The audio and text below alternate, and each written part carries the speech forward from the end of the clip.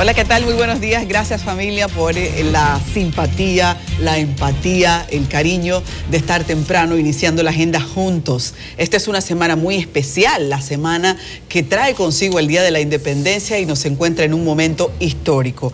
Yo quiero solo saludar con todo lo que esto significa para uno como un testigo de excepción por el trabajo que tenemos aquí. Gracias por la compañía temprano. Nelson Rodríguez y Pablo Macchini están ya listos también para compartir esta agenda. Buenos días, caballeros. Muy buenos días, país. Buenos días, República Dominicana. Vamos a hablar de un señor, de un joven que se llamó Tariq Tayyib Mohamed Bouazizi. Y yo sé que más de uno preguntará, ¿y qué es eso? Vamos a ir para Túnez dentro de unos minutos porque están pasando cosas sumamente interesantes para la democracia.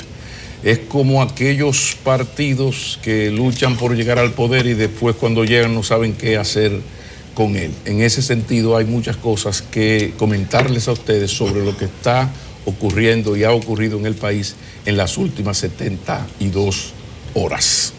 Buenos días, bienvenidos, señor Rodríguez. Buenos días. ¿Cómo se siente? Caramba, tan buen piquero. La semana del aniversario de la Independencia Nacional, pero también una semana que pinta movida. Recuérdense que el jueves es la rendición de cuentas del presidente Danilo Medina, su octava y última rendición de cuentas, alrededor de la cual hay muchas expectativas por ver cómo terminará el gobierno, qué dice, qué promete, porque a pesar de que es una rendición de cuentas, o sea, de algo que se hizo, esa alocución tiene mucho de cara al futuro y siempre se plantean las líneas y los pasos a seguir. Entonces, semana movida, incluso hay una gran convocatoria para el jueves en la Plaza de la Bandera, la convocatoria del millón. Entonces, ahí veremos cómo discurre, cómo transcurre en la semana, pero la anterior terminó dando señales de que la situación de cara al 15 de marzo, o sea, las elecciones municipales, empieza a clarear, empieza a dar señales. Lo digo por varios acontecimientos, un acuerdo de la Junta y los partidos políticos, que incluye el dinero, el menudito de los partidos, señores. Le van a adelantar los meses de marzo y abril juntos, 1.506 millones para los partidos. Estaban programadas dos partidas, 753 y 753, pero los partidos dijeron que quedaron en malas condiciones para hacer una nueva campaña y la Junta se ha inventado la manera de resarcirlos. Entonces le darán adelantado ese dinero, o incluso hubo un delegado que planteó en la reunión del miércoles de la Junta con el Pleno que adelantaran lo que están pautados o presupuestados para una eventual segunda vuelta, que lo trajeran para acá ese dinerito y se lo repartieran a ellos ahora.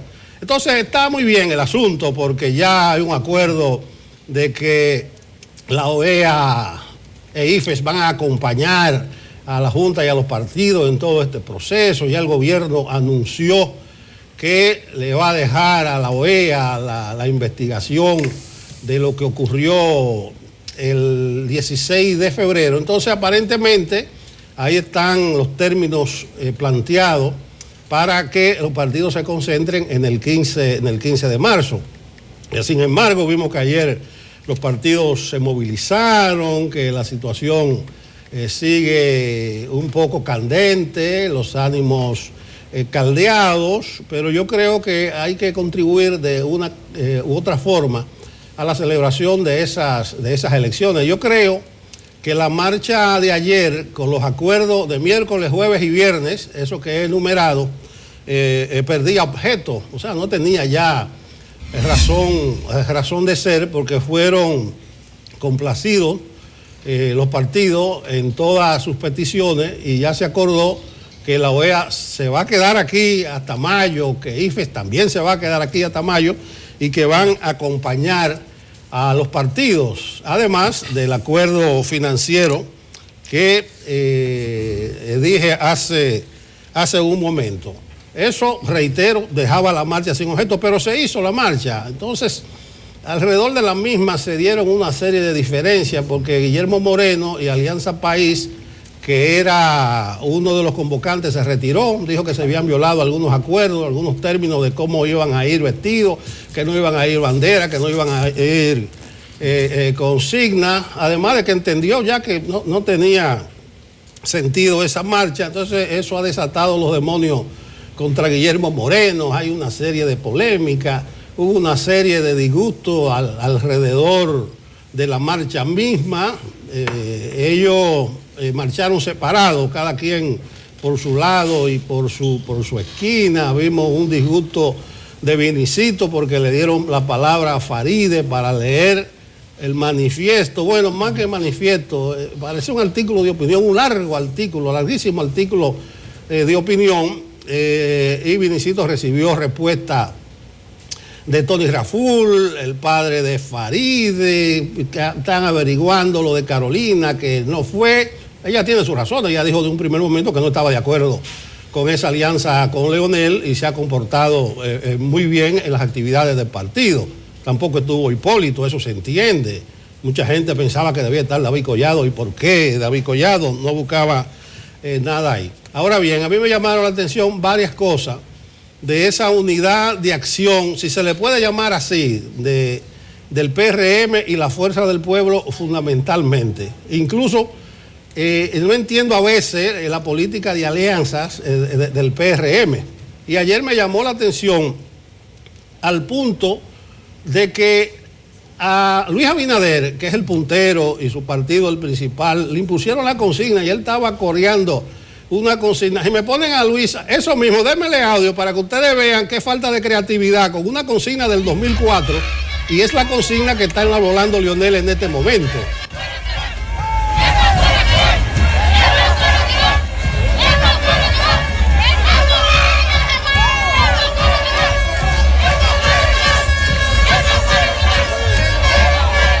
Bueno, no me cuadra. Luis Abinader en manga de camisa arremangada, sudoroso, con un epa afuera que van. Esa es la consigna de Leonel. Usted dirá, eso es algo simple. No, la consigna de Luis es cambio y una serie de cosas, pero ni modo.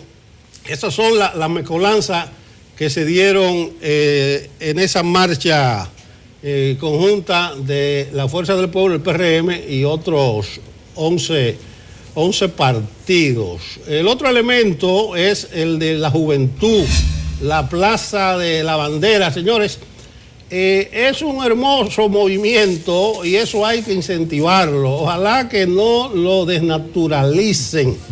Me gustó mucho que los jóvenes, o muchos de ellos a través de las redes sociales, le dijeron a los partidos, no quiero eso ahora, por favor, no quiero eso ahora.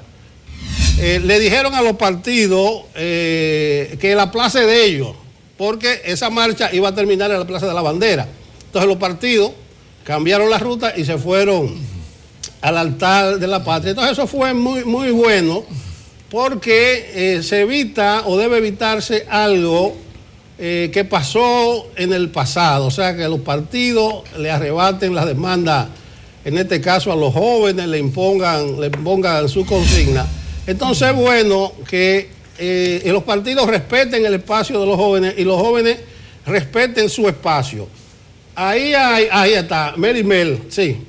Fue esa muchacha es de la que está llevando la voz cantante desde el principio. Ella le dijo a Abinader que no asistiera a la Plaza de la Bandera porque cortésmente le iba a pedir que saliera o si no lo iban a sacar.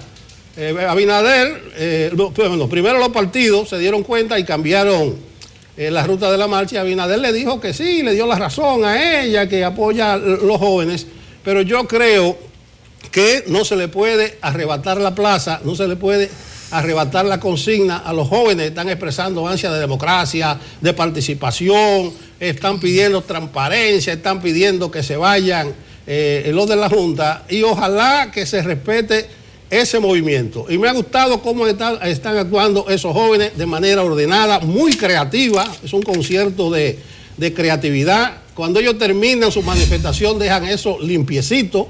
No están permitiendo injerencia. Incluso he visto pancartas que no quieren bebidas alcohólicas ni nada de eso para que no se desnaturalice.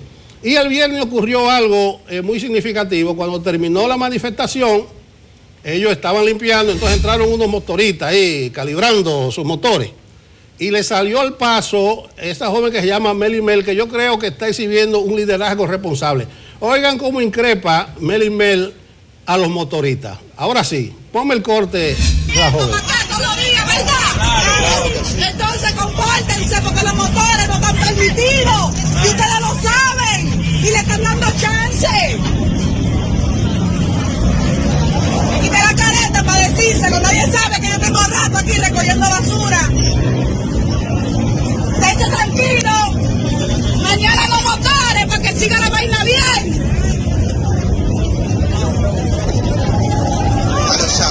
Los motores aquí, Bueno, yo creo que hay que respetar ese grito para, como dice ella, para que siga la vaina bien y para que no la dañen. Ahí termino. Bueno, buenos días, país, caramba. Qué cosa. Qué días tan históricos estos que estamos viviendo. Yo dije que iba a hablar de Tariq Tayyip Mohamed Bouazizi. ¿Quién fue Bouazizi? Porque creo que lo que ocurrió con Bouazizi puede servir de gesto didáctico a más de uno. Ese fue el joven de 26 años que en la Plaza Tahrir tenía un puesto de venta. Él era un vendedor ambulante y se colocaba en diferentes lugares de la Plaza Tahrir. A él las fuerzas represivas del gobierno de Ben Ali le quitaron, le tumbaron todo eso y él perdió todo lo que tenía.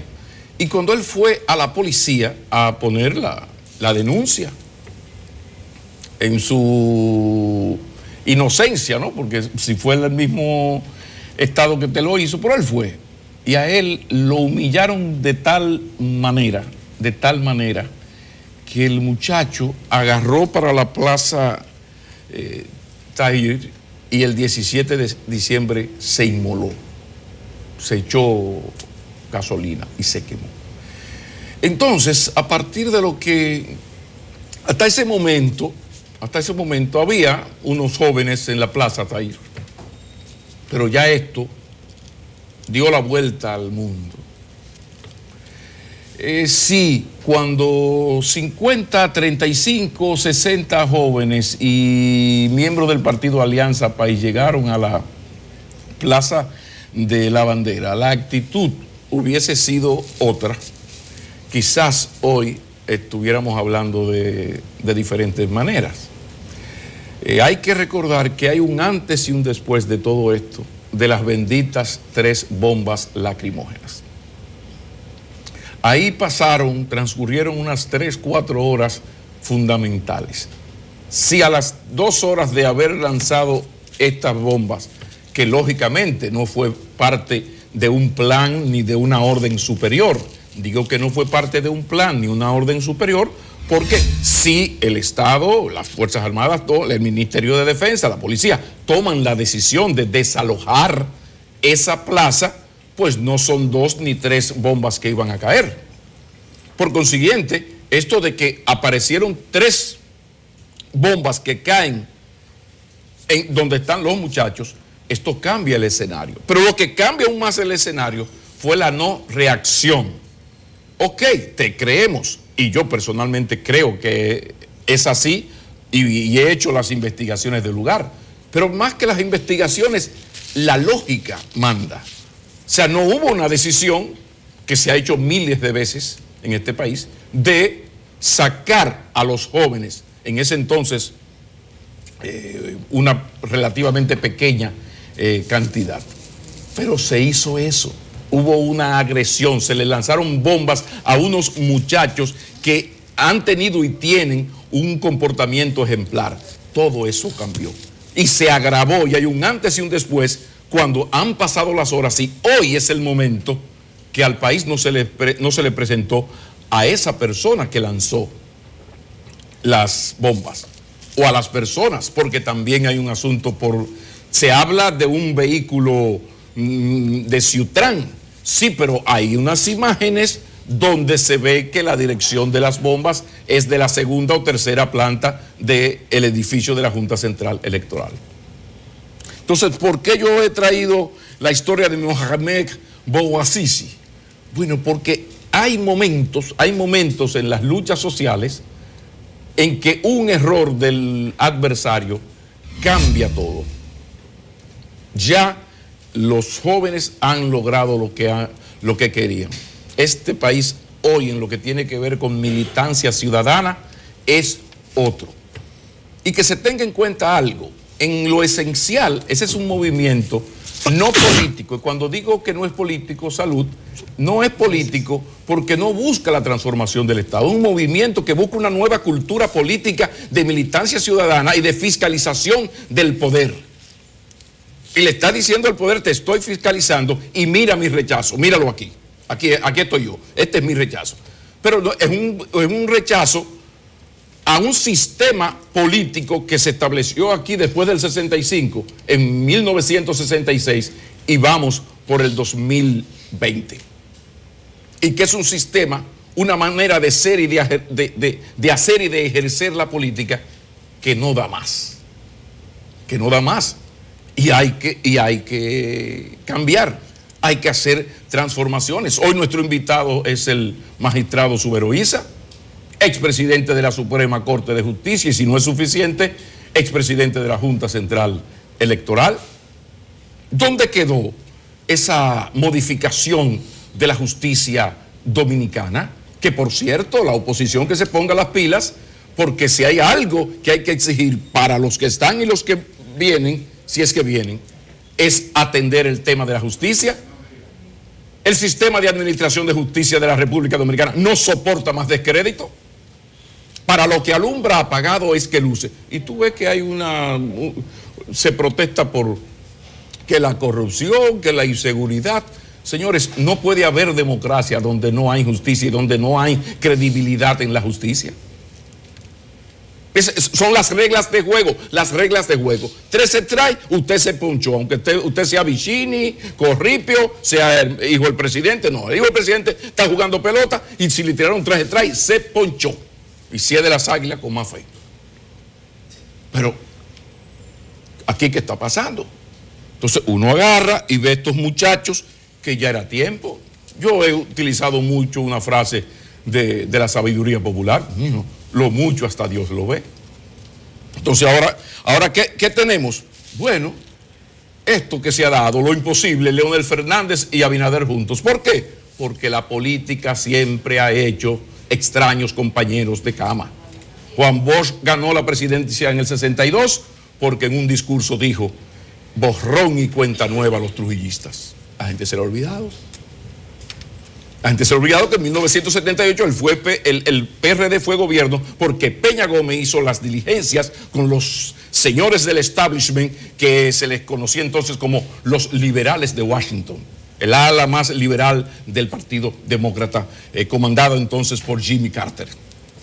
Eso fue en el 78, pero en el 96, increíble, incluso escribió un libro muy bien redactado el presidente Fernández, sobre el fraude de 1999, donde atacaba frontalmente en lo que políticamente significa Joaquín Balaguer para el país en el año 1990.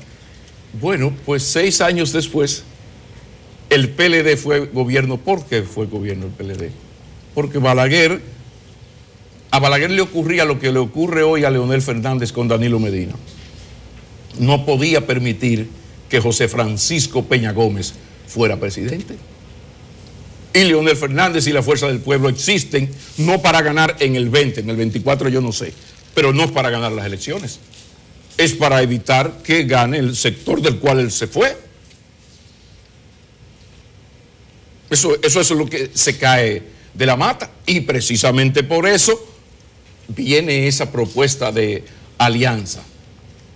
Que Abinader, que tiene a su lado gente que conoce la historia, y él no es tampoco un ignorante de la política, porque hay que recordar de dónde viene.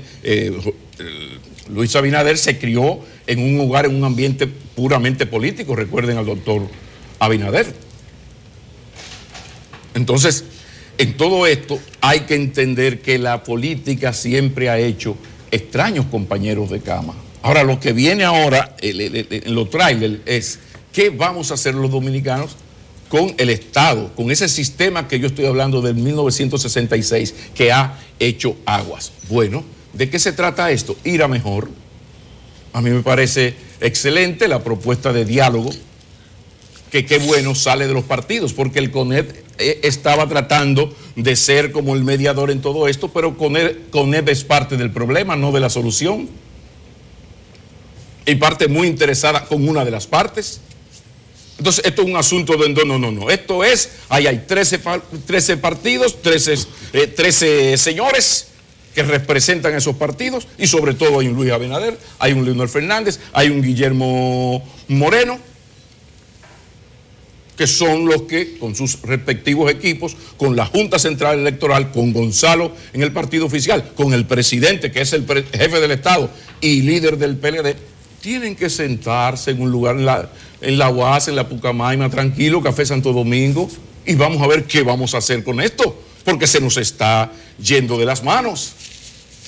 Para bien, insisto, yo creo que hoy, el país de hoy, yo sé que esto afecta a la economía, yo sé que afecta a la estabilidad. Ahí me asusté porque vi que ya el dólar se está vendiendo al 53.94, 53.94, es decir, casi a 54.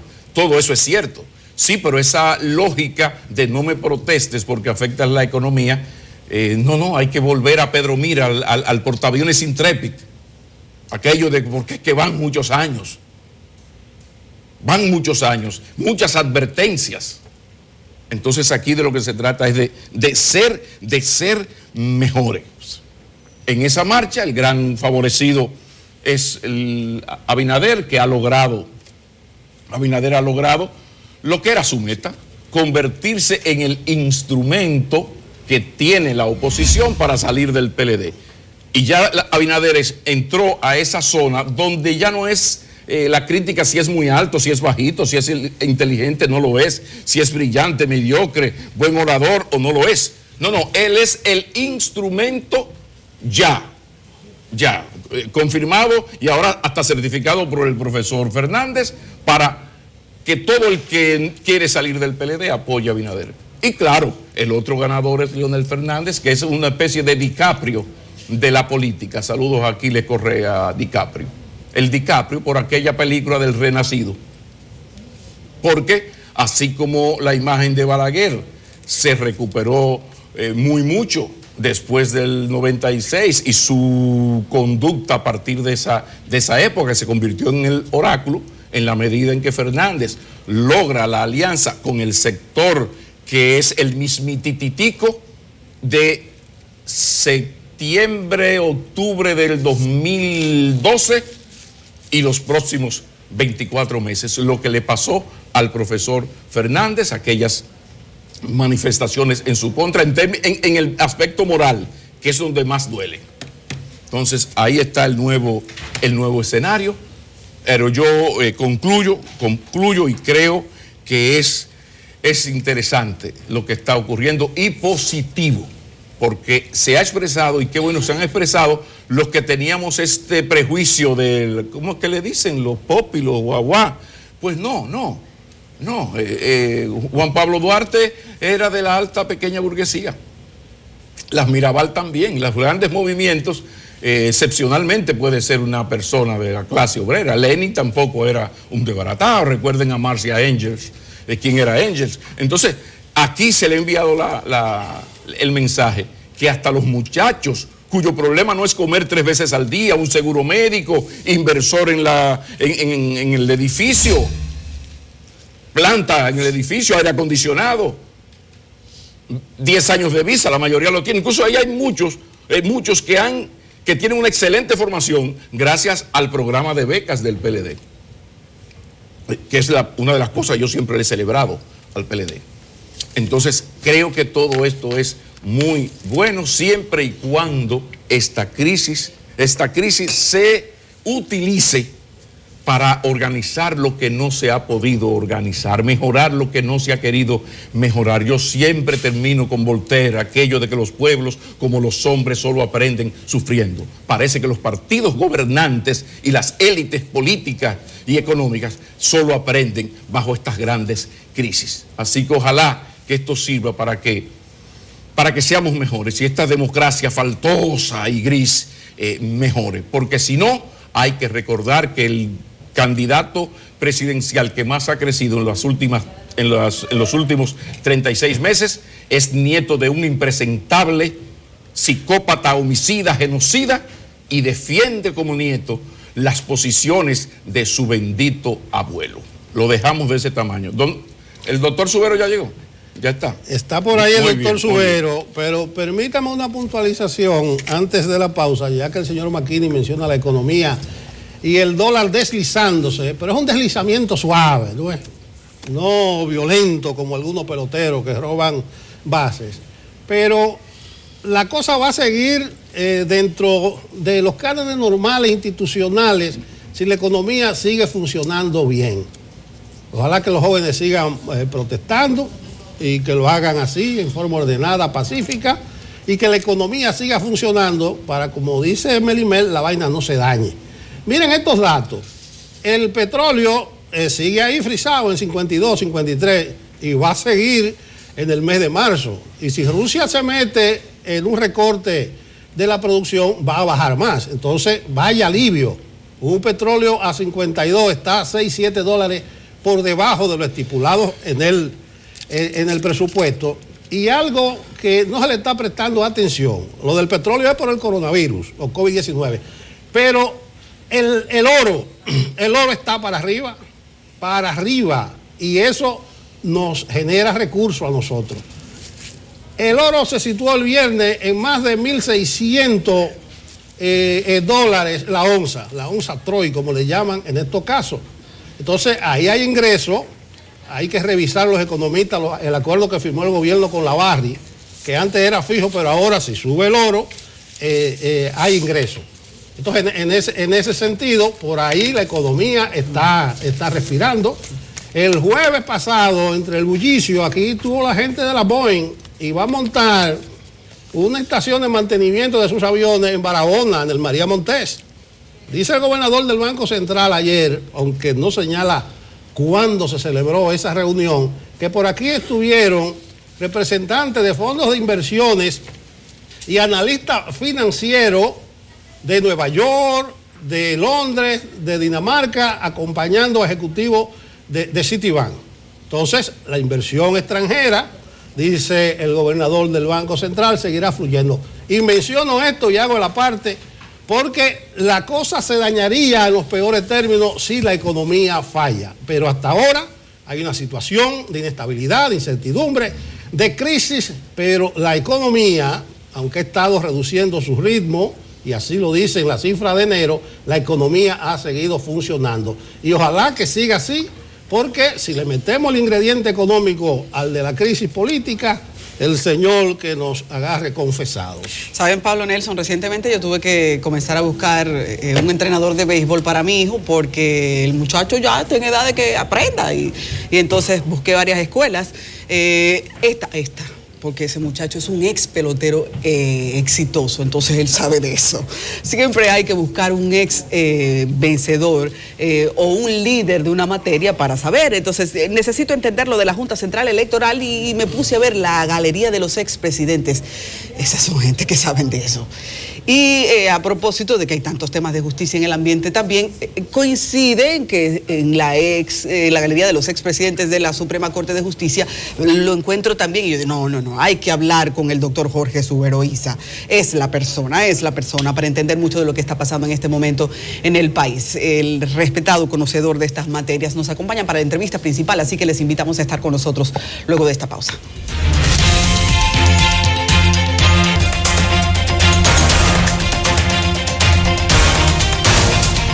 Gracias por continuar con nosotros. Enfoque Matinal desde CDN para ustedes en una entrevista, como siempre digo, necesaria y por necesaria oportuna. Qué bueno que está aquí alguien que tiene las calidades para tomar la palabra y siempre la ha tenido. Expresidente de la Suprema Corte de Justicia, y si faltaba algo, expresidente de la Junta Central Electoral. Y ocoeño por demás. Mi respeto. Gracias, Pablo. ¿Cómo se siente? Muy bien, excelente, muy bien. Bueno, un placer tenerle por aquí, doctor Subero. La situación presenta un menú de opciones tan variado que yo le voy a pedir que usted escoja el ángulo que usted crea puede explicar mejor este momento. Puede ser el ángulo legal, lo político, lo institucional. ¿Cómo usted ve este complicado momento? Bueno, yo creo que es una excelente oportunidad para enderezar algunas cosas que parece que no estaban tan derechos como podían estar.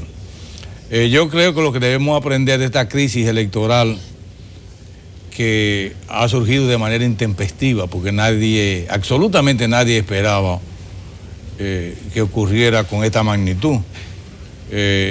Yo decía en día pasado que había que establecer en cierta medida un símil entre el proceso electoral, la crisis electoral del año 94 con la actual.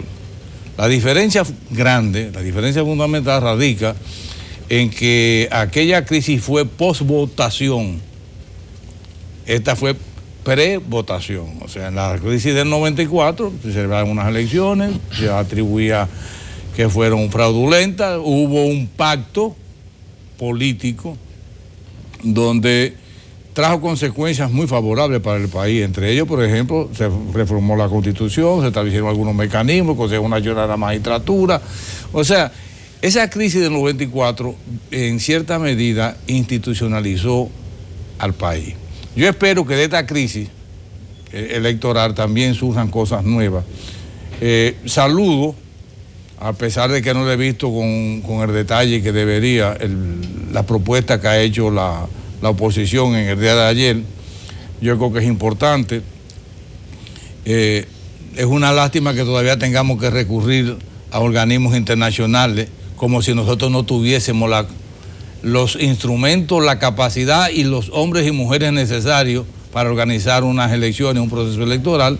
Pero, como he dicho, lo importante es salir de esta crisis, porque de prolongarse se va a proyectar hacia lo económico, y este país no está ahora en condiciones de que una crisis económica se pueda unir a una crisis política. Yo creo que las fuerzas políticas deben de ponerse de acuerdo. Es más, yo planteé desde el principio que el asunto no era legal. O sea, se trataba de buscar trataban de buscar una solución legal al asunto y decían, no es una solución legal ni jurídica, es una solución política. Las fuerzas políticas de la nación deben de ponerse de acuerdo para ver qué es, hacia dónde vamos. O sea que yo creo que de esta crisis puede salir muchas cosas interesantes. ¿Y hacia dónde puede ir el país en esta circunstancia? Porque ha ocurrido algo histórico en Dominicana y para América Latina, que es esto de la suspensión. O sea, no se conoce. O sea, nosotros después del 94 mejoramos mucho en aquello de copia de padrones, aquel especialista chileno que vino a preparar el fraude. Aquí hay más de un señor que es especialista en cómo se roban elecciones. Gracias a esa crisis mejoramos increíblemente, que lo único que ocurrió fue en el 2010 lo de la operación Palito. Pero aquí lo que teníamos era las irregularidades del uso de los recursos, de las ventajas que tiene el partido gobernante con ese tipo de cosas. Es decir, que íbamos mejorando. De repente con esto volvemos al 90, volvemos al 86, porque esto es más grave que todo lo anterior, porque es que ni siquiera se celebraron las elecciones. Soluciones. Yo sé que me acaba de proponer esto de que, bueno, el diálogo, muy bien. Ahora, la propuesta de un hombre expresidente de la Junta, expresidente de la Suprema, en este momento, y no me deje, por favor, el tema de la justicia, porque lo cierto es, perdóneme que se lo diga, porque le va a doler, porque ese es como un hijo suyo, la Suprema Corte de Justicia, pero lo cierto es que el sistema de administración de justicia ya no soporta más falta de credibilidad, más falta de desconfianza. ¿Qué es lo que está pasando? ¿Cómo usted lo ve, magistrado? Hubo un gran retroceso el día 16 de febrero. O sea, la democracia dominicana se resintió considerablemente. Lo que pasa es que nosotros creo que nos descuidamos con la democracia. Yo recuerdo que cuando yo estaba en la escuela pública Julia Molina en Ocoa, se estuvo muy de moda los célebres autógrafos. Eran unas libreticas que vendía donde uno le pedía a los amigos o a las amigas, preferiblemente a las amigas, que escribieran algo.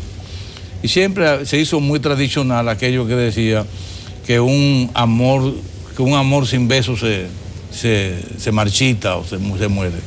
O sea, nosotros nos descuidamos con la democracia y pensábamos que la democracia dominicana era lo suficientemente firme que podía soportar cualquier contingencia.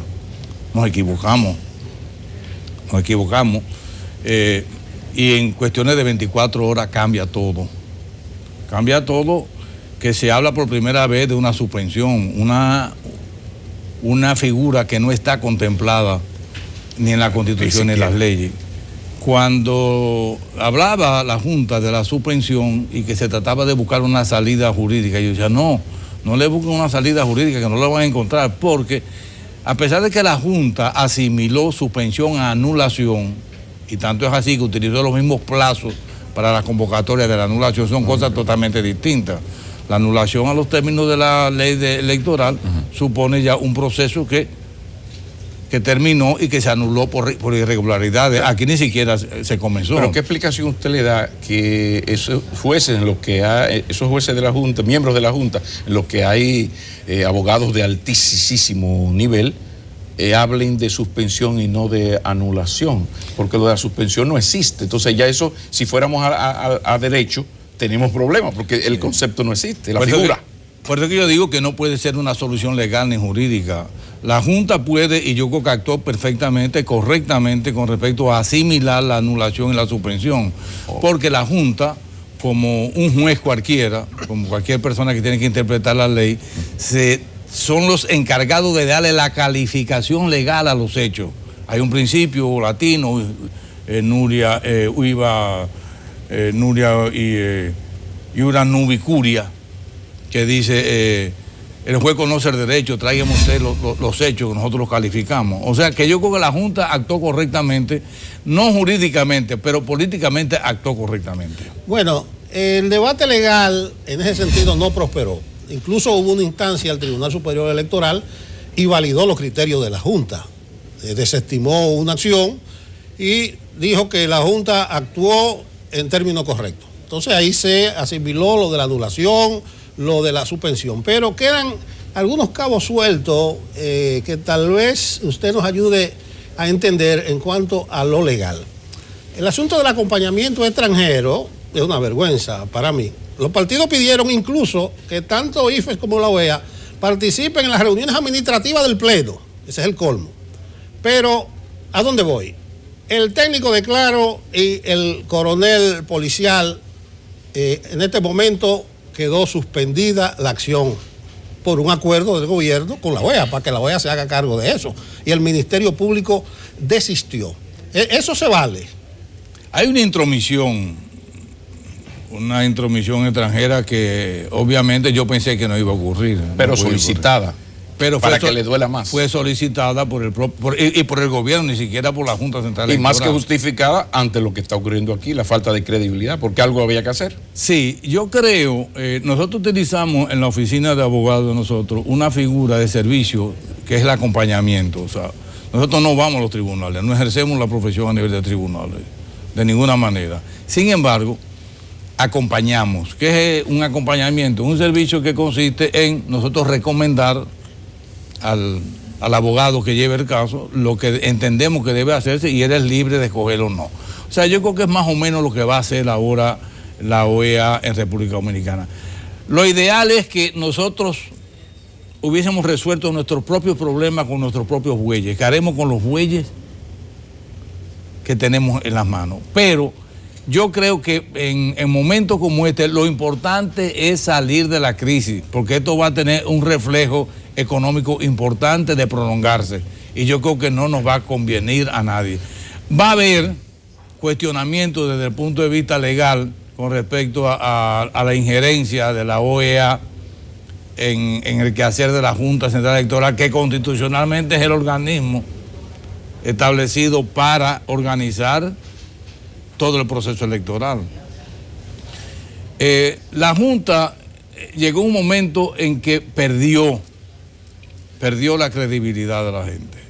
Yo he mantenido el criterio, pero ese es Jorge Subero Isa, que al primer cuestionamiento que me hubieran hecho a mí, como presidente o como miembro de la Junta Central Electoral, yo abandono la posición. Porque no podemos ir a un torneo, ya sea de deporte o no, con un árbitro que sea cuestionado.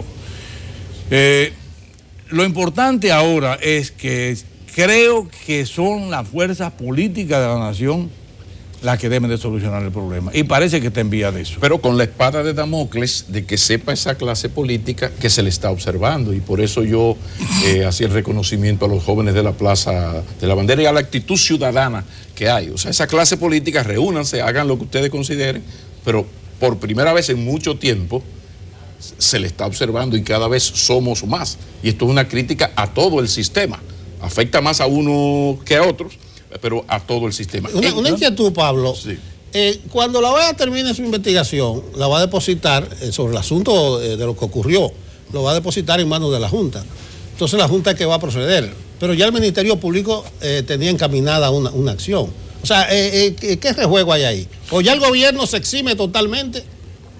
Yo había dicho que bajo ninguna circunstancia debía de permitirse quitarle las atribuciones que tiene la Procuraduría General de la República como órgano constitucionalmente establecido para el proceso de investigación, donde sea, a falta de en ausencia de fiscales electorales, la Procuraduría le corresponde.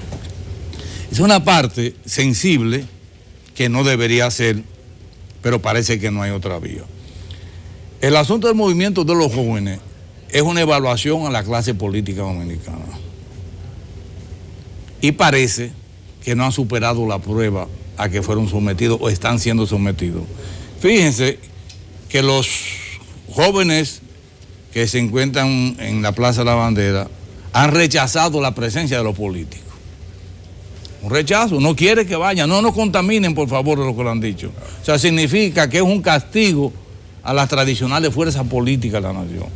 En el libro que ustedes conocen de seguro, de Fin del Poder, de Moisés Naín, el venezolano que vive en Estados Unidos, donde él dice que es muy fácil ahora ascender al poder, lo difícil es sostenerse en el poder, que es más fácil ahora perder el poder que ganarlo, porque hay microgrupos, hay las redes sociales,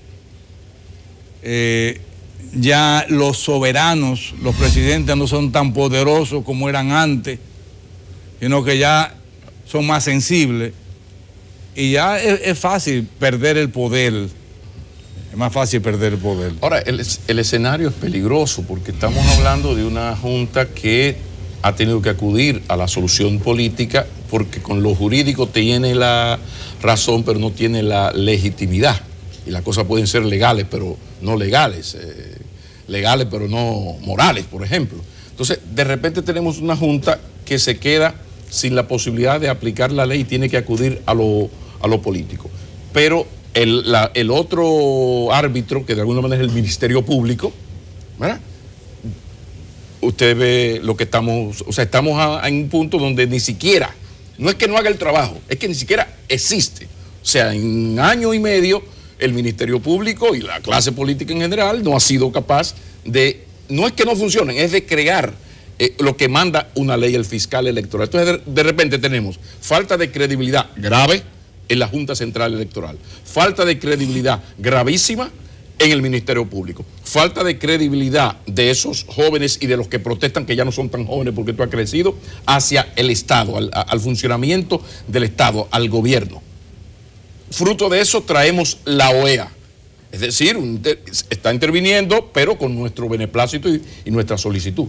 Y en ese escenario, ¿hacia dónde usted cree que va el país en esta circunstancia? Por favor. Bueno, yo creo que institucionalmente es una derrota para la democracia dominicana, desde el punto de vista institucional. Pero se trata de un conflicto de intereses y yo creo que lo que prima en la actualidad es que el país retome el cauce de la democracia y de la normalidad. O sea, yo creo que debemos olvidar un poquito de los pruritos legales y aterrizar un poco en la solución de una crisis que tenemos.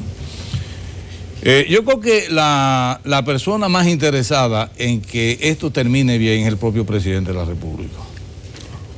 Porque no tiene la posibilidad en lo inmediato de buscar otro mandato presidencial. Y yo me imagino que él quiere terminar bien. ¿Cómo es terminando bien? Entregando pacíficamente el poder a una persona que resulte electo en las próximas elecciones de mayo.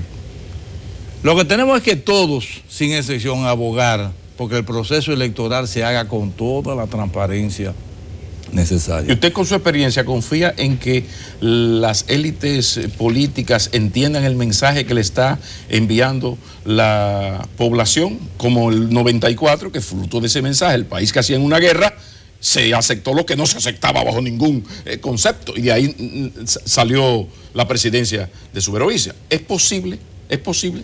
Yo creo que sí.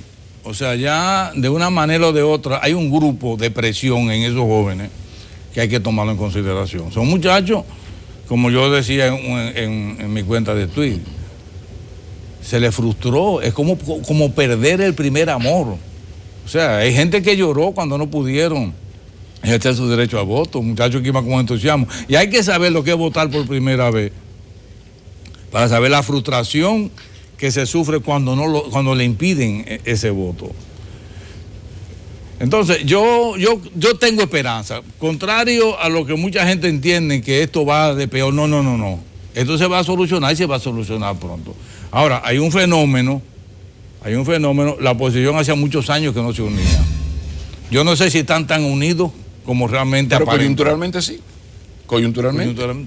Hay, por ejemplo, han resurgido, en el caso del presidente Leonel Fernández, de una manera o de otra, ha resurgido en esta coyuntura. La Junta Central Electoral debe de transparentar todas sus actuaciones. Ese proceso de investigación que ya no está en manos de ella, no está en manos del Ministerio Público, que está en manos de la OEA, va a haber cuestionamiento con el Tribunal Constitucional cuando la OEA recomiende algo. O sea, ojalá no pasemos a un segundo peldaño de judicializar el proceso electoral. Doctor Subero, cuando usted habla de procesos electorales, imagino se refiere al 15 de marzo y al 17 de mayo. Exacto. Lo primero es lo de marzo. Esas elecciones tienen que celebrarse, llueva, trueno, ventee, porque si por H.O.R. no se celebran, ahí sí estamos en un punto bastante delicado. Usted ha caracterizado muy bien el momento, le ha asignado un rol al presidente de la República. Ojalá que él siga en el papel del lunes pasado, en su alocución, y de la posición del gobierno el viernes. Si él se mantiene ahí, por eso la importancia del discurso del 27 de febrero ayudará mucho. Sí. Y si la oposición está actuando con sinceridad, ahí está otra pata fundamental de la mesa. Pero ¿cuáles serían, a partir de su experiencia en el ámbito de la Junta y de la Suprema, los términos de ese acuerdo? Porque se está hablando de un pacto que probablemente trascienda las elecciones. No sería un acuerdo ahora, por eso hablo de los procesos electorales de marzo y de mayo. Es que yo creo que el acuerdo debe ser ahora que comprenda tanto las elecciones de marzo como las de mayo. O sea, debe ser un macro acuerdo. Pero no complicarlo con medidas futuro. No, eso debe ser un acuerdo no simple, porque no puede ser simple un acuerdo de esa naturaleza, pero sí real. O sea, si las fuerzas políticas de la nación se ponen de acuerdo, son capaces de cualquier cosa, son capaces de superar la crisis. Hay algo muy importante que debemos destacar. Parece que ya el discurso original que había de que se renunciaran los miembros de la Junta Central Electoral y sus suplentes, parece que ha pasado a un segundo plano. Yo he mantenido desde el principio, yo conozco a cada uno de los integrantes de la Junta Central Electoral y yo sé que intencionalmente uno y todos son incapaces de realizar una acción que violente la ley. O sea, para mí son gente honesta, y por eso creo que la solución de la crisis no estaba en la renuncia de ellos, ni tampoco de los suplentes. Señores, estamos hablando de unas elecciones a menos de un mes. La Junta Central Electoral de hoy no es la Junta Central Electoral donde nosotros llegamos en el 94 con César Estrella Sadalá cuando yo comencé en el 97. Eso es un asunto ya que tiene una dimensión muy grande. O sea, no todo el que llegue de fuera lo va a poder habilitar. O sea, hay asuntos técnicos. Know-how, como llaman los el know-how que tienen cada uno de ellos, que hay que organizarlo. Por eso digo, haremos con estos jueces. Vamos a ayudarlos. Vamos que ellos transparentes, que se dejen ayudar. Parece que ellos quieren dejarse ayudar. Vamos a dejarlo ayudar. Lo de la OEA, si es una intervención o no una intervención, voluntaria o involuntaria, bueno, ya eso es otra cosa. Pero lo importante es, si salimos bien de febrero, de marzo, salimos bien en mayo. Qué cosa, porque hay una suerte de indefensión en eso de la OEA. Bueno, está aquí ya, que resuelvan. No, pero que eso, además que ha sido solicitada por todo el mundo. Pero yo quiero insistir en lo de la justicia. Hay una denuncia de Participación Ciudadana, si faltaba algo, ¿no? Éramos muchos y parió la abuela, de que el Ministerio Público y el Procurador quiere politizar la judicatura, presionando a jueces para que renuncien, para luego entonces, mediante unos concursos amañados, poner a gente suya. ¿Qué le parece esa denuncia de Participación Ciudadana? Pero también, ¿qué es lo que considera Jorge Subero Isa fundamental, innegociable, urgente para mejorar el crédito de la justicia? Sobre todo, en especial, del Ministerio Público, que es donde uno ve como el mayor problema. Yo creo que el problema es una crisis de confianza. O sea, la gente no confía ni en una cosa ni en la otra. Pero tenemos que deslindar los campos de lo que es el Ministerio Público y de lo que es la judicatura. Hoy en día, por ejemplo, para ser juez, con excepción de jueces de la Suprema Corte de Justicia, se necesita ser egresado de la Escuela Nacional de la Judicatura, luego de agotar un proceso de formación de 2 años. Esos muchachos, antes de ingresar al programa de formación, se le garantiza una posición como juez de paz. En el Ministerio Público la situación es distinta. Yo he dicho siempre, y he merecido mucha crítica por esta afirmación, de que en la República Dominicana no vamos a tener jamás un Ministerio Público mientras el Procurador General de la República dependa de un decreto del Presidente de la República. Palabra con luz. Entonces, posiblemente todos los presidentes de la República, al momento ya de tener un pie en el estribo para marchar, tratan de blindarse, tratan de afianzarse. Principalmente, la gente quizás no minimiza el gran papel que tiene en la actualidad, de conformidad con la Constitución, a partir de 2010, el Ministerio Público, que constitucionalmente es el órgano encargado de la investigación. Ya el juez no investiga.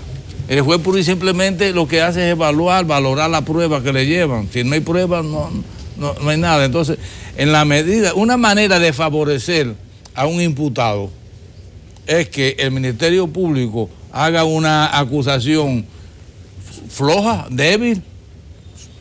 O sea, de esa manera quizás pueda cumplir con su deber, pero uno sabe cuál va a ser la consecuencia. La íntima convicción del juez a veces dependía de los humores de ese día del magistrado.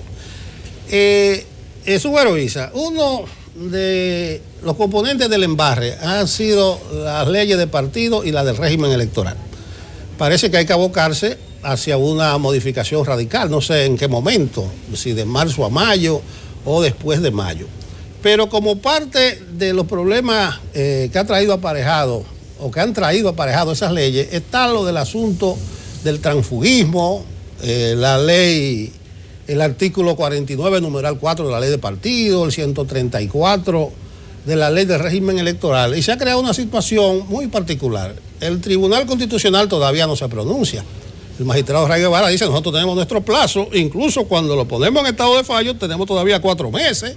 Ya la calle dice que es muy difícil conseguir 9 votos favorables para una decisión.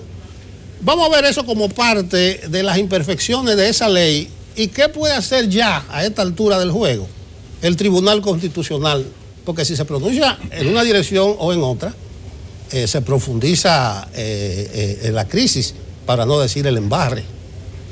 Yo tengo razones para creer que el Tribunal Constitucional va a dar un consumatum est. Va a... En dominicano, el palo está dado. El palo está dado. Ya yo creo que ellos van a seguir la corriente del Tribunal Superior Electoral. Van a validar las candidaturas del presidente Leonel Fernández, van a eliminar una parte de la ley del transfugismo. Yo desde el principio, cuando se estaba discutiendo la ley electoral y la ley de partido, digo, señores, aunque tenga 15 o 20 años, no la precipiten porque van a hacer un tollo. Y efectivamente, ¿cuántas disposiciones de la ley el Tribunal Constitucional ha declarado inconstitucional, contraria a la Constitución? O sea, esa ley hay que sentarse fríamente y revisarla completo. Pero sans froid, como dicen los franceses, con sangre fría, porque si no vamos a ir de traspiés en traspiés. Yo quiero volver con el asunto de la justicia. Yo creo, por favor, que las medidas que se están tomando a lo interno de la Suprema Corte de Justicia, específicamente del Consejo de Poder Judicial, a largo plazo van a dar resultados. ¿Qué falta? Yo creo, un artículo que va a salir en una revista, un artículo mío, una revista próximamente, yo abogo por lo que llamo la justicia abierta. O sea, ya la administración de justicia no es cuando yo me gradué, que el mes que viene cumplo 50 años, donde el juez era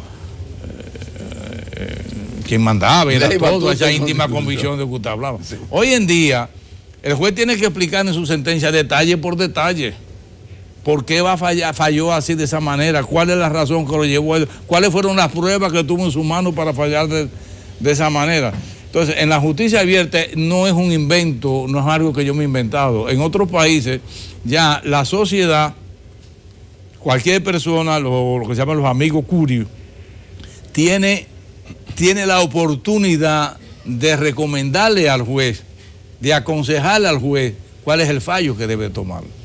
O sea, hay que darle participación a la sociedad. No podemos ser una judicatura cerrada, sino una judicatura abierta. Lo que no se puede negar es la crisis de confianza que hay de parte del ciudadano hacia las instituciones del Estado. Unas más que otras, pero la situación es grave. En el área de la justicia se tiene una buena valoración de los primeros años o el primer año de Luis Henry Molina. Las señales han sido positivas, sí. Aunque ha habido también críticas, pero en lo esencial, ahora mismo en la Suprema Corte de Justicia, con esta administración, pues no hay ese enfrentamiento. Donde está la crisis de confianza y de credibilidad es en el Ministerio Público. Y volvemos a lo mismo. La frase que yo lo sigo a usted, como usted sabe, y usted ha sido insistente, o sea, sin la independencia del Ministerio Público estamos fritos. ¿Es posible, magistrado, que a partir de esta gran crisis, ahora que se van a reunir todas las fuerzas políticas, lleguen al acuerdo de crear la independencia, de dar la independencia al Ministerio Público y que sea fruto de las fuerzas políticas con ese al final, que no sea solamente un decreto? No. Por favor. Y así tajantemente no. Desarrolle entonces. Cuando el presidente Leonel Fernández me dijo que se iba a integrar al Consejo Nacional de la Magistratura, al Procurador General de la República, yo entendí que era un error y se lo dije. Entonces me dijo como que quería tener a alguien también de la Administración de Justicia formando parte del Consejo. Entonces yo le dije que por qué no se integraba mejor a la academia, la representación de las escuelas de derecho, en todo caso al Colegio de Abogados. Él hizo su reparo. Cuando yo le planteaba la independencia, porque cuando nosotros cumplimos 10 años en la Suprema Corte de Justicia, yo dije públicamente que jamás en la República Dominicana tendríamos con éxito una lucha contra la corrupción administrativa mientras el Procurador General de la República dependiera del presidente de la República, porque dependía tan solo de un decreto. Me acabaron muchísimo, muy poca gente estuvo de acuerdo, muy poca gente estuvo de acuerdo. Entonces, yo no creo que ningún presidente vaya a prescindir de tener un Procurador General de la República bajo su sala. A ver si entendí. Salvo una gran crisis. Usted no está de acuerdo que dependa que salga del Consejo de la Magistratura, porque ahí están totalmente, que la salga. Yo me opuse a que se lo integraran. Pero explíquenos bien, porque hay una corriente ahora de que dependa del Consejo Nacional de la Magistratura, porque están los partidos. No, son dos cosas. Son dos cosas. Una cosa es que lo integre y otra cosa es que depende. Mi propuesta hace años fue de que lo designara el Consejo Nacional de la Magistratura como designa la Alta Corte. Ya entiendo bien. O sea, hay que sacarlo de porque no se puede la integración. Lo cierto es que a veces alguna gente se pierde en esto, que es una decisión de políticos con la representación del voto popular. Por ejemplo, la posición de Leonel Fernández en esa época, cuando hablamos de eso, él decía, es que el presidente de la República no puede prescindir de lo que es su representación en la Administración de Justicia. Entonces, es un criterio que no sé si él lo mantiene todavía, pero muchas veces... La vida le está dando la razón a usted, la vida. O sea, ¿cómo fiscaliza, por ejemplo, la corrupción en un gobierno, un ministro, si el jefe del Ejecutivo, donde en su buena medida ocurren actos de corrupción, fue el que lo nombró? Entonces el PLD tiene el mérito de una normativa jurídica desde aquel... de PRECO, recuerde usted, de PRECO, las comisiones de ética, la normativa jurídica está ahí. La Cámara de Cuentas, si tuviera dinero y voluntad política, puede hacer muchísimas cosas. Doctor entonces, Subero. ¿hacia dónde, perdón, Nelson, hacia dónde entonces usted ve, porque no me gustó, que lo veo pesimista, en lo que tiene que ver con aprovechar el momentum y decirle, Luis Abinader, Gonzalo, Leonel, miren, esta crisis no se soluciona mientras no salga la independencia del Ministerio Público? Porque a los otros no les conviene tampoco, porque todos piensan de la misma manera. O sea, estamos hablando como políticos, como clase política, no estamos hablando como Leonel Fernández, como Luis Abinader, no. Sí, pero los muchachos de la bandera, miren lo que han logrado. Si se suma 500,000 de gente a la Plaza de la Bandera, Leonel, Gonzalo y Abinader quizás reaccionen, como en el 94 pasaron cosas inaceptables. Eran inaceptables para la clase política. Esa es la importancia de ese movimiento de los jóvenes, que quizás puedan cambiar las cosas. Hace rato que acabamos, pero en términos dictatoriales, un minuto, lo del filtro para el asunto de la mora judicial, que no se entendió bien. Bueno, lo que pasa es que a la Suprema Corte de Justicia ahora mismo llegan todos los casos, no importa dónde sean. O sea, son muy pocos los elementos que hay para evitar eso. O sea, hay una judicialización a nivel de la Suprema Corte de Justicia de todos los procesos. Entonces, yo he venido abogando y nosotros en una ocasión sometimos un proyecto de ley para ponerle filtro, para ponerle... controlar un poco ese flujo hacia la Suprema Corte de Justicia, que tiene 18,000 expedientes sin fallar. Entonces, ¿cuáles son? Había uno, nosotros propusimos que fuera a base de salario mínimo, creo que 20 salarios mínimos, menos de 20 salarios mínimos no se podía recurrir, pero el Tribunal Constitucional lo declaró inconstitucional. Entonces ahora hay un flujo enorme hacia la Suprema Corte de Justicia que no están en capacidad, ni jamás estarán en capacidad de conocer y de fallar todos esos casos. Finalmente, podríamos decir esto de que se está haciendo una triste realidad, lo de justicia retrasada, justicia denegada, no hay porque duda. A cualquiera asusta 18,000 casos. No hay duda. Muchísimas gracias. Y aquí hay gente que ya la razón de ser de supleto muchas veces han desaparecido. El doctor Jorge Subero Isa, expresidente de la Suprema Corte de Justicia, expresidente de la Junta Central Electoral, nos ha acompañado. Muchísimas gracias, maestro. Continúa Enfoque Matinal, continúa. Muy buenos días, qué bueno que están con nosotros. Así que ahora queremos de manera especial saludarlos, pero al estilo del semáforo. Les presento la luz roja. Miren, el gobierno se confió demasiado y a propósito de eso uno se siente impactado observando lo que está pasando en República Dominicana. El gobierno no es el presidente. El gobierno es todo un equipo de personas que de manera independiente forman el conjunto. Como en todos los conjuntos, cuando hay eslabones, funcionarios dañados o podridos, como cuando uno habla de frutos y manzanas, se afecta todo el conjunto en el resultado. Hemos ido viendo cómo en los últimos meses se ha vivido en República Dominicana una secuencia de denuncias por funcionarios inoperantes que desafían el sistema exhibiendo niveles de corrupción, cosas que son cuestionables. Y la respuesta en más de un caso ha sido el silencio, la burla, la complicidad, la impunidad. Y uno dice, de verdad, el gobierno se confió demasiado. ¿Hasta qué nivel? Si las cosas siguen como van, hay grandes posibilidades, no hay que ser ya ahora mismo un vidente para decirlo, para un cambio de gobierno. Y uno pregunta, con esto de la impunidad, que no es nuevo, con esto de coger contratos para manipularlo, que no es nuevo, con esto de nombrar a los amiguitos, con esto de la debilidad institucional, ¿qué garantía tenemos de que un nuevo gobierno no lo hará igual? Quisiéramos que la clase política lea lo que está viviendo República Dominicana y tome el mensaje. La gente está pidiendo un cambio, pero al mismo tiempo la gente lo que está pidiendo es mejoras. El ciclo político nos ha visto vivir cambios de mal para peor, de mal para igual, de mal para allante, y sería muy oportuno que la clase política lea que estamos reclamando fortalecimiento de las instituciones democráticas, que cualquier cambio que se ve en las urnas no es más que un voto de censura. La gente está censurando que se haga mal.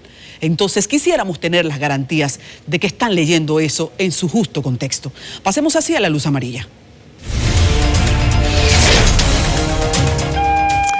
Ay, señores, hemos mencionado ya antes la situación, la realidad en el mercado de La Vega, porque recuerden ustedes, un primer incendio los dejó sin nada el 29 de mayo del 2016, un segundo incendio los hizo amanecer el día del 14 de febrero, no amándose, sino llorando, que ya veían menores las posibilidades de hacer la búsqueda de sus ingresos para cientos de mercaderes. Y ahora que se les ha prometido que para mayo su mercado será entregado, nos han hecho llegar de manera muy formal la intención, el interés de que el gobierno sepa que los están esperando, que no les fallen ahora. Hay una especie de pausa porque el gobierno necesita que la segunda etapa de conclusión de todo esto se haga por licitación, que bueno, hay que respetar la ley, pero esperan que todo eso se agilice de manera tal que no impida que antes de mayo ellos reciban su mercado. Hay cientos de vendedores que la han pasado muy mal desde ese primer incendio y que estuvieron en ese aguántate ahí, que se convirtió en un aguántate por lo que resta y que ahora hace desaparecer su modo de vida. Así que hemos cumplido con ustedes, ahí está gobierno, ellos lo que quieren es que se les tome en serio y que no les dejen esperando una nueva vez. Y pasemos ahora a la luz verde.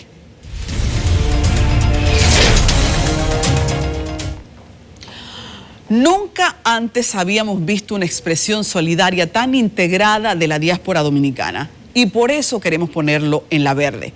Hemos visto dominicanos desde Nueva York, desde Boston, desde Chile, desde tantos puntos unirse al grito de los últimos días que nos hace pensar que ese amor integrado de los que están lejos es tan real y cercano como que no se han ido. Así que queremos saludarles, queremos saludar lo que ellos representan para una fuerza social que vemos ahora toma un valor histórico. Ustedes son muy importantes para nosotros y sabemos que se guaya la yuca muy mal cuando se está fuera de su patria, que ustedes son también esa parte importante que el presupuesto nacional dice que trae las remesas que tanto se notan en el Producto Interno Bruto. Así que para ustedes, la luz verde. Qué bueno que están ahí, que se dejan sentir. Hasta aquí, con cariño, el semáforo.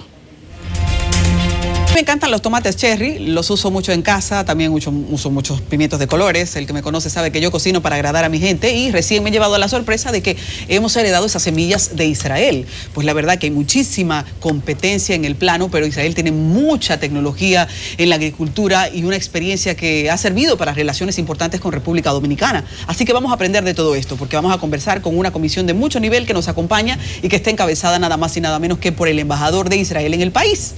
Vamos allá, porque está con nosotros el señor Daniel Virán, también nos acompaña Evelyn Rosenthal, que es la directora del Centro Internacional de Capacitación Agrícola en Israel, y David Schurman.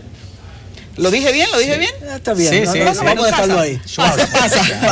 Que es experto en temas de agua y sequía. Gracias por estar con nosotros. Gracias a ustedes. Muchas gracias. Saben que hemos hablado de tantos temas antes de ir a la entrevista que ahora yo estoy intimidada por el tiempo y con deseo de poder compartir todo con la gente. Arranquemos hablando de cómo recientemente el gobierno ha dicho que necesita que los proveedores del Estado compren aquí, de productores locales, lo que hace falta en República Dominicana.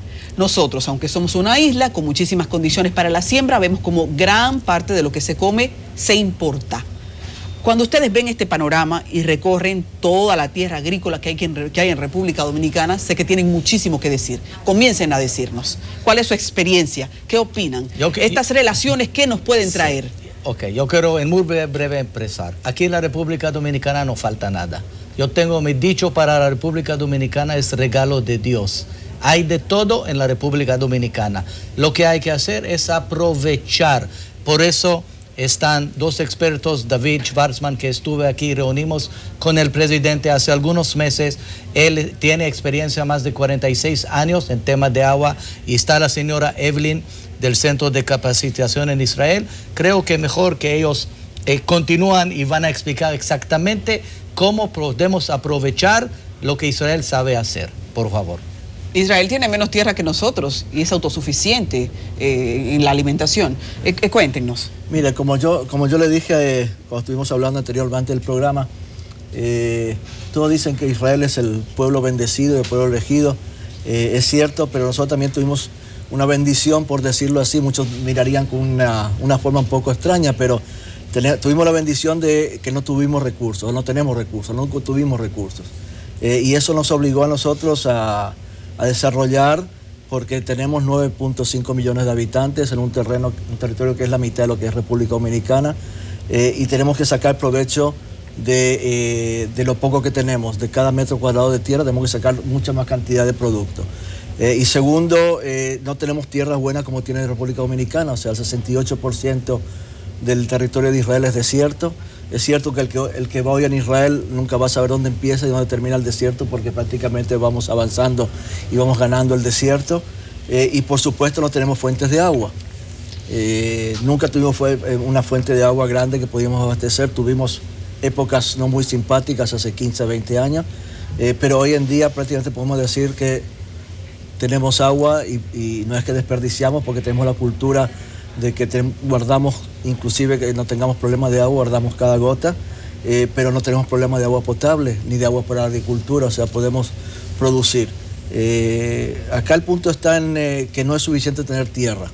O sea, tierra, yo pienso que la tierra, acá hay mucho. Yo la vez pasada cuando estuve con el señor embajador y fuimos cerca de la frontera con Haití, y vi la cantidad de tierra que no se está haciendo nada. Y dije, Dios, por la mitad nada más, denos la mitad, no denos dentro, denos nada más la mitad para poder desarrollar. Yo pienso que se puede hacer mucho, no solamente para abastecer el país, sino también para exportar. Existe el problema del agua, que lastimosamente República Dominicana no tiene la exclusividad. Es un problema que existe en Latinoamérica. Pero probablemente es menos que el que tiene Israel, que es no tener, simplemente por la cantidad de desierto que hay. Cuando ustedes ven esa realidad que hay aquí y que el más importante problema que tienen los productores es la falta de agua, ¿qué tecnologías que utilizan pueden recomendar y podríamos aterrizar para este mercado? Mire, lo primero, lo que yo siempre digo, llueve, acumulen el agua en algún lado, en un reservorio, en algo, acumulen lo máximo que el agua no se pierda. Lo máximo que puede pasar es que no lo van a usar, es lo máximo. Pero es preferible que tengan de sobra y no que les falte cuando necesitan. Entonces, agua que cae, agua que acumulan, que no vaya al mar. Ver lo que es la parte de utilizar un poco las aguas subterráneas, con pozos. Eso, digamos, a nivel diario, por decirlo así. Hay otras tecnologías que el señor embajador va a explicar después, que son para, digamos, estado de emergencia. Si hay algún problema puntual en algún lado, existe la solución para en ese lugar dar cantidad de agua, por lo menos para la población. Señor embajador y Daniel, me gustaría saber si después de ustedes evaluar lo que hay aquí en materia agrícola, consideran que estamos capacitados, nuestros productores están capacitados, o hace falta todavía formarlos, y qué ha provocado que ustedes ahora mismo tengan un plan piloto para eso, para traer educación a ese sector. Por favor, Evelyn, sí, claro. Mira, aquí hay agricultores de primer nivel en el mundo. Hay de todo, otra vez, hay de todo. Lo que falta a veces son decisiones y aprovechar lo que hay. Energía solar, la riqueza que hay en la tierra, el agua que lamentablemente mucha agua se va al mar o hay desperdicio. Y Evelyn puede explicar exactamente qué hacemos en este centro en Shefaim y qué queremos hacer aquí en la República Dominicana de parte del grupo de Evelyn.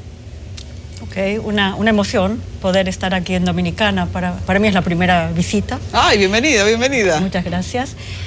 Una emoción tener la posibilidad, espero, de encontrarnos con algo así como 70, 80 dominicanos que han estado capacitándose en nuestro centro en Israel en temas agrícolas. O sea, yo tengo la suerte, el orgullo de venir del lado de la cooperación de Israel.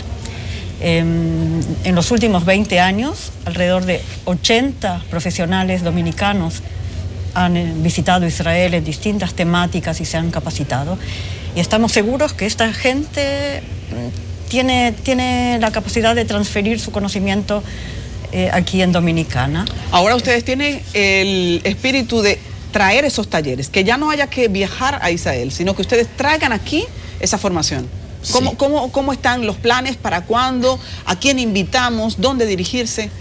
A nosotros, esta es una primera visita de reconocimiento. La idea es tratar de capacitar a más gente aquí, según las necesidades de Dominicana. Y existe la posibilidad de organizar capacitaciones aquí en Dominicana. Lo que ¿En queremos abril? hacer ¿En es mayo? salir de esta visita de Evelyn y de David, porque vamos a reunir con diferentes autoridades aquí en el país, también con el ministro de Agricultura.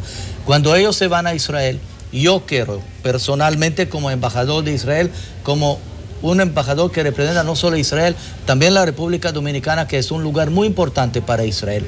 Salir de aquí y decir, miren, en este año vamos a abrir 2 cursos aquí en la República Dominicana, depende de la necesidad de lo que las autoridades quieren.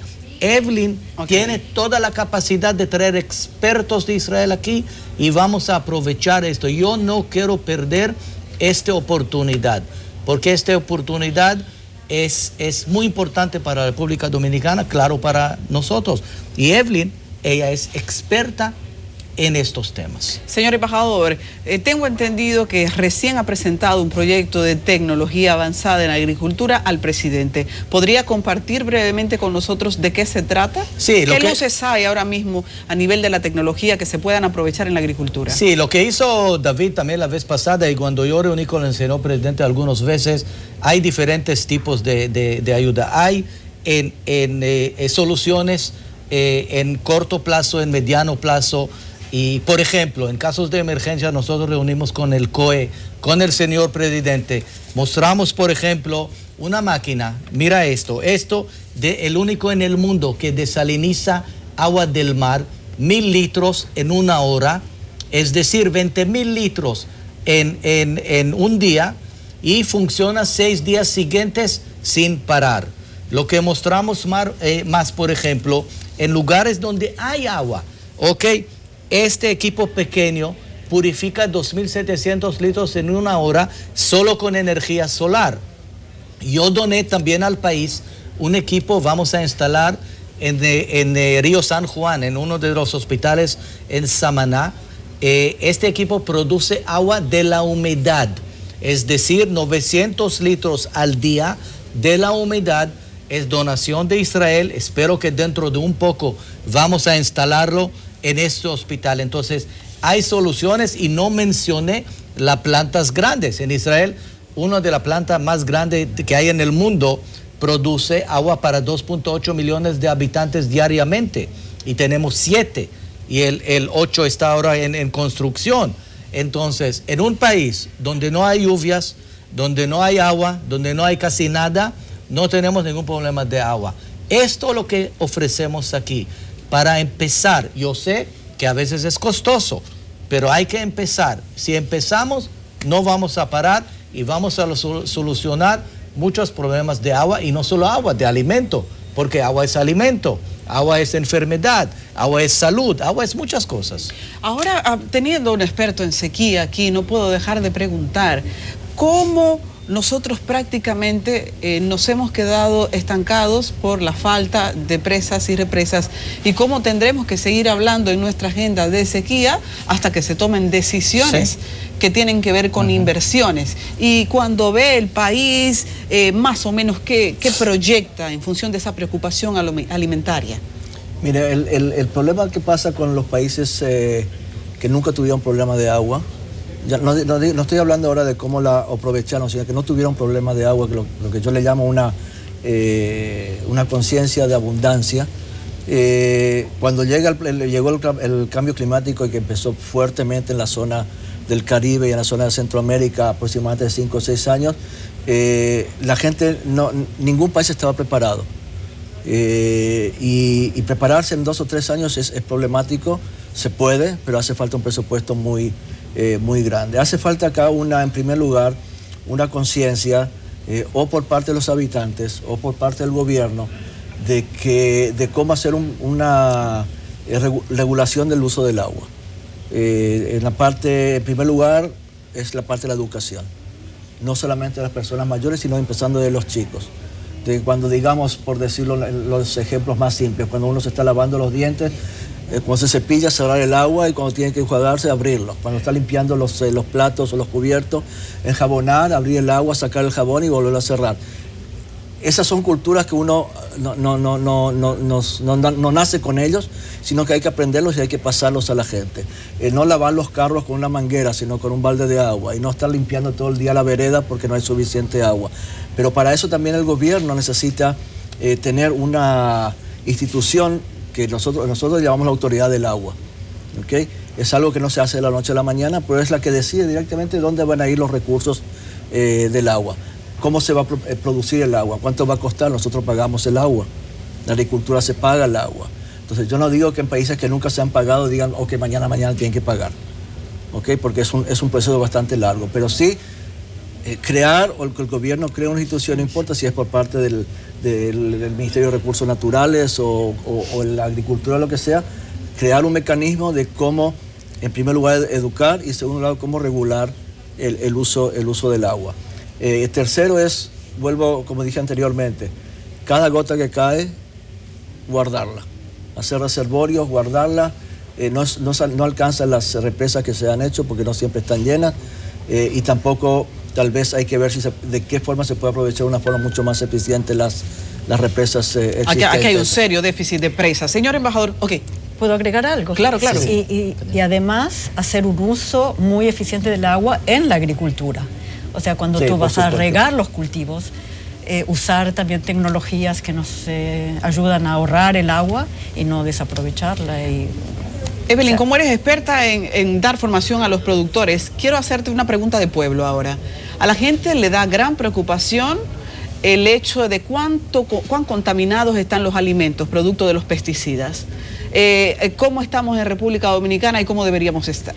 Mira, la verdad que no sé muy bien en qué situación está Dominicana, pero entiendo que ustedes están preocupados con el tema. Sí, hay posibilidades de reducir ese impacto. Hay muchas tecnologías.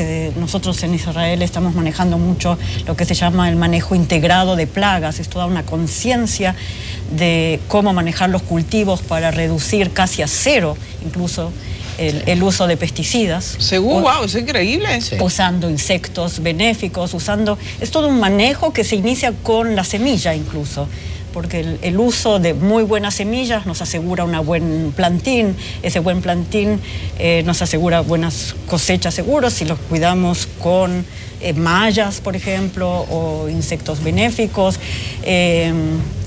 Bueno, hay toda una serie de medidas. Me encanta lo que escucho. Ustedes deberían quedarse aquí, sin duda, los necesitamos. Ay, sí. Y por último, señor embajador, ¿cuántos israelíes hay aquí? ¿Cómo está la comunidad? Alrededor de 150 israelíes, 50, 60 de la comunidad judía, pero hay muchos empresarios que vienen casi cada mes aquí al país, buscan negociaciones con la República Dominicana, firmamos acuerdos de vuelos directos, Israel, República Dominicana. Y lo más importante, aquí en este país, no solo que hay riqueza natural, hay riqueza humana. Y los israelíes les gustan visitar a este lugar, bailar, comer, escuchar la música. Entonces vamos a aprovechar todo esto. ¿Cómo está la balanza comercial? ¿Qué estamos mandando los dominicanos para Israel? No mucho, lamentablemente. Podemos hacer mucho más. La mayoría es exportación de piña, que una piña en Israel venden en $12. Hoy vamos a visitar un lugar en Monte Plata. El balance es favor a Israel, porque también estamos en ciberseguridad, en la frontera, en diferentes aspectos que son muy grandes, pero podemos hacer mucho más. La ventaja todavía es para Israel, pero podemos tener un balance mejor porque hay que exportar muchas cosas más y es posible. Recibimos en muy buena hora su presencia y su trabajo de colaboración. Gracias por estar con nosotros. Muchas gracias por la invitación. Así Buen día. despedimos al embajador de Israel en República Dominicana, Daniel Brian, también a la directora de la capacitación o el centro de capacitación que ellos lideran, que es Evelyn Rosenthal, y el experto en problemas de agua y sequía, David Schwartzman. Ya. Todavía no sé si No, muy bien. Se va acercando. Vamos a una pausa, volvemos en breve. Vamos a nuestro enfoque legal con nuestra abogada Rosa Pérez Melo. Placer. Gracias. Una gran satisfacción. Siempre ha sido un honor cuando producción me pone a mí aquí. Gracias, el placer es recíproco. ¿Qué tema tenemos hoy? Sí, el día de hoy vamos a hablar de la importancia de hacer la debida transferencia del vehículo de motor. Pero ese tema es interesante. O sea, usted adquiere un vehículo, dejó el suyo, o yo adquiero un vehículo y la matrícula está a otro nombre. Entonces es importante transferir la matrícula a tu nombre. Así es importante y especialmente para la persona que vende, porque tenemos casos de personas que pasan 5, 6 y 7 años y vendieron ese vehículo de motor y como es normal se olvidan de esa transacción comercial que se hizo y posteriormente ese vehículo tiene un accidente de tránsito y al que demandan es justamente, aparte de la persona que iba manejando, es a nombre de quien está la matrícula. Entonces usted se hace responsable. ¿Por qué? Porque según el artículo 1534 del Código Civil Dominicano establece que toda persona que tenga un vehículo de motor es responsable de los daños causados por el mismo. Entonces al suceder esto, aunque usted haya vendido hace muchísimo tiempo, al que van a demandar es a nombre de quién está la matrícula. Pero hay un problema. La agencia, el dealer, yo le entregué mi vehículo, prácticamente yo me desapoderé de ese proceso. ¿Hay alguna recomendación para yo darle el seguimiento? Claro que sí. De hecho, debe darle seguimiento obligatorio por la responsabilidad que le planteé. ¿Qué se hace? Hay una legislación que es la 492-08 que viendo esta problemática que se presentaba en la sociedad, dice que usted puede solicitar el descargo, ¿verdad?, de ese proceso. Puede solicitar ante impuestos internos un procedimiento para que te descarguen ese vehículo de motor y por lo tanto te descarguen de responsabilidad. O sea, yo puedo acudir a impuestos internos y pedir el descargo de ese vehículo. ¿Qué decir? Yo desapoderarme de esa matrícula. Exactamente, que se haga el debido traspaso. ¿Y qué consecuencia tiene ¿verdad? Esa solicitud, esa denuncia? Bueno, que entonces esa persona que anda en su vehículo y que no ha hecho el debido traspaso porque no quiere pagar el 2% de transferencia o porque resulta que han pasado más de 6 meses y ya no debe solamente el 2%, sino que tiene acumulados recargos e intereses, entonces esa denuncia hace que tenga una oposición. Esa oposición, él no va a poder renovar el marbete, él no va a poder transferir ese vehículo hasta que no haga el debido proceso que debió hacer hace 5 o 6 años. Entonces, ¿qué pasa? Que inmediatamente, ¿qué usted tiene que llevar? Vamos a decirle también qué requisitos tiene que llevar. Usted lleva el contrato de compraventa, si no tiene contrato de compraventa, tiene alguna otra prueba, lleva esa prueba y la copia de la cédula del comprador y el del vendedor. Allá usted va a llenar un formulario, una especie de declaración de denuncia de que usted vendió ese vehículo hace tiempo y que no se ha hecho el debido traspaso. Mencionaste, Rosa, el Código Civil. Así Entonces, ¿en qué instancia acude uno o lleva el proceso? Sí, hay una instancia privada que es cuando ocurren accidentes de tránsito se va a los tribunales de la República. Entonces, ¿qué hace la persona, la víctima, el que ha sido dañado? Pues que procede a incoar una demanda. Entonces, si usted no ha hecho el debido traspaso, y la matrícula está a nombre suyo, ustedes que lo van a demandar. Entonces, usted desligarse de ese proceso va a tener posteriormente que demandar en daños y perjuicios y va a tener que gastar en abogados. Es decir, un procedimiento como este, que usted puede ir a hacer lo que le sale más económico, usted paga los 300 pesos, 500 pesos, y por la oposición que va a poner frente a la Dirección de Impuestos Internos, y no hay problema. Pero inmediatamente usted ha sido demandado porque el vehículo que usted debió hacerle el traspaso o asegurarse, porque mayormente es el comprador, que haya hecho el traspaso, lo haga, usted va a tener que contratar abogados. Imagínese que es una demanda de 2 millones de pesos. Usted no se va a poder desligar, aunque posteriormente haga la oposición, sino que va a tener que demandar en daños y perjuicios a esa persona que no hizo el traspaso. Bueno, el comprador, tú dices, procede, agiliza el traspaso, pero en el caso de una agencia o un dealer que yo dejo mi vehículo, me lo cambiaron por otro o con la diferencia se quedó el dealer y esa matrícula quedó atrás, pero sigue a nombre mío. Sí, usted tiene que demandar al dealer porque en el caso de las personas jurídicas hay un tema muy delicado porque esa persona jurídica tiene que hacer el proceso y sellar y firmar una carta timbrada de que se descargó, de que ya usted le pagó, por lo tanto, usted puede efectuar el traspaso. Y si no ha hecho ese procedimiento, lo ideal es que usted notifique al dealer a que efectivamente complete el proceso y le haga la transferencia debida, porque usted como persona física no lo puede hacer al menos que el dealer le haya dado, ¿verdad?, el descargo, le haya dado su carta debidamente timbrada, y ya con ese documento sí usted puede ir a Impuestos Internos y hacer su procedimiento jurídico. Es importante que se haga, porque hoy mismo, en esta semana pasada, tuvimos un caso de una persona que me dice, ¿cómo es posible que a mí me están demandando si yo hace 20 años que vendí ese vehículo? Resulta que yo ahora estoy envuelta en este proceso, me han congelado, es decir, le han frisado, por ponerle un término más simple, le han embargado las cuentas bancarias por una situación que no le corresponde. Entonces, para eso está esta legislación, para eso se creó la legislación 492-08, para que el ciudadano tenga la oportunidad de que si el comprador no efectuó la transferencia, ya sea porque no quiso, por falta de liquidez o por cualquier situación que se le atañe a él mismo, pues usted tenga la responsabilidad de asegurarse que su patrimonio en un futuro no va a ser dañado, porque usted agotó el procedimiento del lugar y descargó ese vehículo de motor que vendió. Entonces esa es la recomendación para que usted no esté envuelto después de muchísimo tiempo en una situación que no le compete y que por falta de seguimiento del vendedor, pues puede verse, ¿verdad?, afectado, no solamente él, sino su familia también, por una situación, ¿verdad?, incierta y una situación difícil que se ha presentado cuando usted no es el responsable. Bueno, que tome nota el amigo televidente, usted adquiere un vehículo, preocúpese por hacer la transferencia del lugar de la matrícula. Además, si ya usted dejó un vehículo en la agencia, en el dealer o lo vendió, ocúpese de saber si esa persona también hizo los cambios de lugar. Claro que sí, y quiero decirle que este proceso no necesariamente tiene que hacerlo a través de un abogado, que usted, como le comenté, puede dirigirse a Impuestos Internos y hacer su procedimiento del lugar. Igualmente, para hacer transferencias de vehículo de motor y pagar los impuestos correspondientes, no tiene que hacerlo. Si hay una serie de papeleos, es decir, un contrato de compra-venta que sí tiene que ser debidamente notarizado por un oficial público, pero el proceso, los trámites, puede hacerlo una persona física sin asistencia de persona jurídica, de abogado. Perdón. ¿Los contactos para llegarte a ti?